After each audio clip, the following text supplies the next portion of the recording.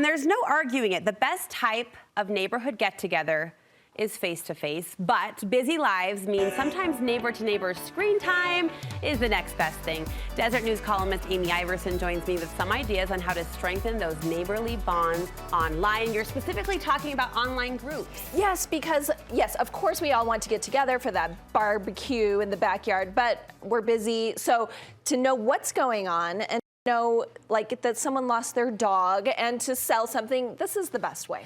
I'm going to tell you, when we recently just moved, which is an ironic time to be having this series, but our former neighborhood, which pains me to say that, when I became aware of the online Facebook group, that was actually a click point for me. Yeah. Because I did feel like I was more involved and I was hearing the in-between things. It was when the neighborhood, the feeling of neighborhood started to click, is when I joined that Facebook group. Yes. It sounds so silly. No, they talk about people who get cancer. They talk about very important things, events that are going on, and sometimes that's the only way you're going to find out. Your first option, the tried and true Facebook groups. Yes, I mean, and you just mentioned them. I know a lot of Gen Z, the younger people are like, Facebook, nobody does Facebook, but 3 billion people in the world are still using Facebook. So I think this is a great way to do it. If you are the one who's going to create the group, if there isn't one yet in your neighborhood, I have a few tips. Number one, really have a purpose. Like, let people know what is the purpose of this group. Is it going to include classifieds? Is it not? And you can set those rules and make them clear right up front so no one's confused about what this page is. Are we going to post lost cats on there or are we not? You get to decide, which is kind of nice if you're the one.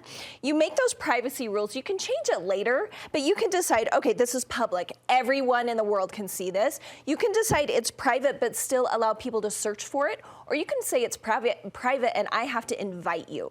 So you decide that, and you can always change that later. And depending on the sensitivity of the dialogue, like you said, you set those parameters too. You may be more open or more closed on the privacy depending on the content. Yeah, and Facebook does let you change that later, which is not the case with Nextdoor. Now, I'm not familiar with You're this. not. Okay, well, Nextdoor kind of has a reputation for people getting catty on there, but this is an app. It's also online, which is solely for this purpose. They tout themselves as, you know, just kind of this network just for your neighborhood. That's what they're all about. And you get to decide, do I just want my little neighborhood on here? Do I want joining neighborhoods that are surrounding me? Do I want my entire city? So you get to decide how big that is.